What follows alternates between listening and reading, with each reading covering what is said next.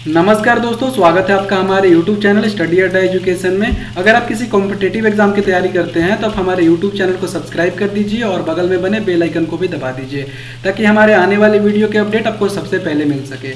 हम यहाँ पे डेली करेंट अफेयर्स और जनरल नॉलेज की वीडियो लेके आते हैं जो कि आपके एग्जाम परस्पेक्टिव से बहुत ही ज़्यादा इंपॉर्टेंट होता है। आज डेट है 27 अप्रैल 2020, तो डिस्कस करेंगे आज का करंट अफेयर्स। अगर आप हमारे वीडियो लेक्चर की PDF फाइल डाउनलोड करना चाहते हैं तो आप हमारे टेलीग्राम चैनल से डाउनलोड कर सकते हैं, लिंक मैं डिस्क्रिप्शन में डाल दूंगा। वीडियो को एंड तक देखिएगा। वीडियो के एंड में मैं आपको एक क्वेश्चन दूंगा जिसका आंसर आपको कमेंट बॉक्स में करना होगा। तो कल जैसे कि मैंने जो आपको क्वेश्चन दिया था उसको पहले डिस्कस कर लेते हैं, फिर देखेंगे आज क्या करेंट अफेयर्स। साउंड में थोड़ी प्रॉब्लम रह सकती है, आज बाहर बारिश हो रही है, उस वजह से उसकी साउंड भी थोड़ी रिकॉर्ड हो जा रही है। तो क्वेश्चन था, चीन ने हाल ही में किसे $3 करोड़ अतिरिक्त दान देने की घोषणा की है? तो इसका आंसर है WHO को। चीन जहां से कोरोना वायरस जैसी महामारी फैली हुई है, वही चीन WHO को $3 करोड़ दान देने की घोषणा की है कोरोना वायरस से निदान के लिए। WHO जान लेते हैं क्या होता है। WHO का फुल फॉर्म होता है वर्ल्ड हेल्थ ऑर्गेनाइजेशन और इसके हेड जो है टेड्रोस एधानोम नॉम है और इसका हेडक्वार्टर जनेवा स्विट्जरलैंड में है। इसका फाउंडेशन 7 अप्रैल 1948 में हुआ था। 7 अप्रैल 1948 को इसका फाउंडेशन हुआ था, तो याद रखिएगा। नेक्स्ट देखते हैं, चाइना के जो प्रेसिडेंट है शी जिनपिंग है और यहाँ की कैपिटल बीजिंग है। चाइना की पॉपुलेशन 139.27 करोड़ है जो कि 2018 के वर्ल्ड बैंक के अनुसार है और यहाँ की करेंसी जो है रिनमिंबी है। नेक्स्ट क्वेश्चन देखते हैं आज के करेंट अफेयर्स का पहला क्वेश्चन, अंतर्राष्ट्रीय मोटरसाइकिल निर्माता संघ के नव नियुक्ति अध्यक्ष का नाम बताइए। तो इसका करेक्ट आंसर है राकेश शर्मा। तो जो अंतर्राष्ट्रीय मोटरसाइकिल निर्माता संघ के नवनियुक्त अध्यक्ष राकेश शर्मा को नियुक्त किया गया है, जो कि 2 साल के लिए अपना अध्यक्ष इनको नियुक्त किया गया है। राकेश शर्मा वर्तमान में बजाज के ऑटो कार्यकारी निर्देशक हैं। राकेश शर्मा पहले अंतर्राष्ट्रीय मोटरसाइकिल निर्माता संघ के उपाध्यक्ष थे। तो इस चीज को भी याद रखिएगा। नेक्स्ट क्वेश्चन देखते हैं आज के करंट अफेयर्स का सेकंड क्वेश्चन, औषधीय उपयोग के लिए भांग की खेती को वैध बनाने वाला पहला देश कौन है? सही आंसर है लेबनान। लेबनान औषधीय उपयोग के लिए भांग की खेती को वैध बनाने वाला पहला देश बन गया है। लेबनान में भांग की खेती पहले अवैध थी लेकिन अभी इसको वैध कर दिया गया है। इसको आर्थिक दृष्टिकोण से देखा जाए तो ये लेबनान के लिए एक अच्छा इनिशिएटिव है, क्योंकि लेबनान अभी आर्थिक तंगी से भी गुजर रहा है, तो भांग का निर्यात करके दूसरे देशों में इसकी आर्थिक स्थिति सुधर सकती है। लेबनान के बारे में कुछ इन्फॉर्मेशन देख लेते हैं। ये लेबनान का मैप है और लेबनान की जो करेंसी है लिबानीज पाउंड है और यहाँ के प्रेसिडेंट माइकल ओन है। कैपिटल यहाँ का बेरूट है और यहाँ की पॉपुलेशन 68.5 लाख है, जो कि 2018 के वर्ल्ड बैंक के अनुसार है। भांग की आपूर्ति के मामले में मोरक्को पहले स्थान पर है और अफगानिस्तान दूसरे स्थान पर और लेबनान का स्थान तीसरा है। नेक्स्ट क्वेश्चन देखते हैं, किस राज्य के कानूनी प्राधिकरण ने वरिष्ठ नागरिकों की सेवा की शुरुआत की है? तो इसका आंसर है जम्मू और कश्मीर। जम्मू और कश्मीर की राजधानी श्रीनगर है और यह भारत के उत्तरी सबसे शीर्ष स्थान पर स्थित है। तो इस चीज़ को भी आप याद रखिएगा। जम्मू कश्मीर पहले राज्य हुआ करता था लेकिन अभी ये यूनियन टेरिटरी हो गया है।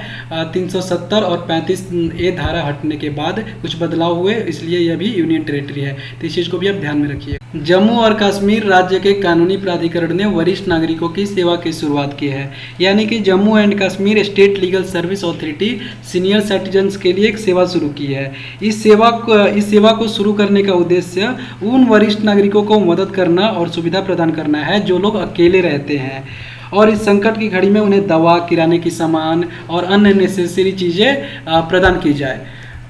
और यह जो सेवा है न्यायिक गीता मित्तल संरक्षक इन चीफ और न्यायमूर्ति राजेश बिंदल राज्य कानूनी सेवा प्राधिकरण कार्यकारी अधीक्षक के मार्गदर्शन में शुरू की गई है। और जो जम्मू और कश्मीर राज्य कानूनी सेवा प्राधिकरण को इंग्लिश में बोलते हैं Jammu and Kashmir state legal service authority. तो इस चीज़ को भी याद रखिएगा। नेक्स्ट क्वेश्चन देखते हैं, संपर्क दीदी ऐप किस राज्य सरकार ने लॉन्च किया है? तो इसका करेक्ट आंसर है उत्तराखंड। उत्तराखंड राज्य सरकार ने संपर्क दीदी ऐप लॉन्च किया है ताकि छात्रों को उनका स्टडी मटेरियल इस ऐप के माध्यम से प्रोवाइड हो सके। इस ऐप के माध्यम से छात्र लॉकडाउन के दौरान अपने घरों में रहकर ही एनिमेटेड व्याख्या प्राप्त कर सकते हैं। ऐप में एक प्लेटफॉर्म है जिसे संपर्क बैठक कहा जाता है, जिसमें राज्य सरकार के पाठ्यक्रम के आधार पर पोर्टेबल दस्तावेज प्रारूप यानी कि पीडीएफ के रूप में पाठ्यक्रम सामग्री शामिल है। इस पहल का उद्देश्य शिक्षा को संवादात्मक और रचनात्मक बनाना है। उत्तराखंड के रिलेटेड कुछ जानकारी ले लेते हैं कि उत्तराखंड की जो लिटरेसी रेट है वो 79.6% है और यहाँ के चीफ मिनिस्टर त्रिवेंद्र सिंह रावत हैं और गवर्नर बेबी रानी मौर्य हैं और उत्तराखंड की राजधानी जो है देहरादून है। तो इस चीज़ को भी याद रखिएगा। नेक्स्ट क्वेश्चन देखते हैं। क्वेश्चन नंबर 5, हाल ही में रक्षा मंत्री श्री राजनाथ सिंह ने भारत के पहले mobile virology research and diagnostic laboratory का अनावरण किया है। यह लेबोरेटरी किस जगह पर स्थित है? तो इसका करेक्ट आंसर है हैदराबाद। तो यह लेबोरेटरी जो है हैदराबाद में स्थित है। यहाँ पे एक वर्ड आया हुआ है MVRLD, जिसको हिंदी में बोलते हैं mobile virology research and diagnostic library. तो इसको इंग्लिश में बोलते हैं Mississippi veterinary research and diagnostic laboratory system. तो इसको भी याद रखिएगा। इससे रिलेटेड एक्सप्लेनेशन देख लेते हैं। Mobile virology research and diagnostic laboratory को DRDO ने ISIC अस्पताल हैदराबाद और निजी उद्योग के सहयोग से विकसित किया है। यह प्रयोगशाला एक जैव सुरक्षा स्तर 3 प्रयोगशाला है, जिसको DRDO द्वारा 2 सप्ताह से भी कम समय में विकसित किया गया है और इस परीक्षण सुविधा में एक दिन में 1000 से ज़्यादा नमूनों का परीक्षण किया जा सकता है और भविष्य में इसे बढ़ाया भी जा सकता है। प्रयोगशाला में ड्रग ट्रायल करने और कोरोना वायरस पर रिसर्च करने की सुविधा भी है। प्रयोगशाला को भविष्य में देश में कहीं भी ले जाया जा सकता है। और यहाँ पे जो DRDO वर्ड आया हुआ है उसका फुल फॉर्म है defence research and development organisation. Next question देखते हैं। क्वेश्चन नंबर 6, G20 कृषि मंत्री बैठक में भारत का प्रतिनिधित्व किसने किया? तो इसका आंसर है नरेंद्र सिंह तोमर, जो कि भारत के कृषि मंत्री भी हैं। इन्होंने G20 कृषि मंत्री बैठक में भारत का प्रतिनिधित्व किया, जिसकी अध्यक्षता सऊदी अरब ने 21 अप्रैल 2020 को वीडियो कॉन्फ्रेंसिंग के माध्यम से की थी। सम्मेलन के दौरान दुनिया भर में खाद्य सुरक्षा और पोषण की सुरक्षा के लिए खाद्य और कृषि वस्तुओं की आपूर्ति में निरंतरता सुनिश्चित करने का निर्णय लिया गया। तो इस सम्मेलन में ये निर्णय लिया गया कि खाद्य सुरक्षा और पोषण की सुरक्षा के लिए खाद्य और कृषि वस्तुओं की आपूर्ति होती रहेगी। इस चीज़ का निर्णय लिया गया। नेक्स्ट क्वेश्चन देखते हैं। क्वेश्चन नंबर 7, कोसवाल और शेष राष्ट्र को जोड़ने वाला स्थायी पुल सीमा सड़क संगठन द्वारा किस नदी पर बनाया गया है? तो इसका आंसर है रावी नदी पर, जो कि कोसोवाल और शेष राष्ट्र को जोड़ने वाला स्थायी पुल है, जो कि सीमा सड़क संगठन द्वारा बनाया गया है। तो ये रावी नदी पर बनाया गया है और इसको उपयोग के लिए 22 अप्रैल 2020 को खोल दिया गया और इस पुल की लंबाई जो है 484 मीटर है। तो इस चीज़ को भी याद रखिएगा कि इस पुल की लंबाई जो है 484 मीटर है। इस पुल का निर्माण प्रोजेक्ट चेतक के 49 सीमा सड़क कार्य बल यानी कि BRTF के 141 ड्रेन मैनेजमेंट कार्य के द्वारा किया गया है। नेक्स्ट क्वेश्चन देखते हैं।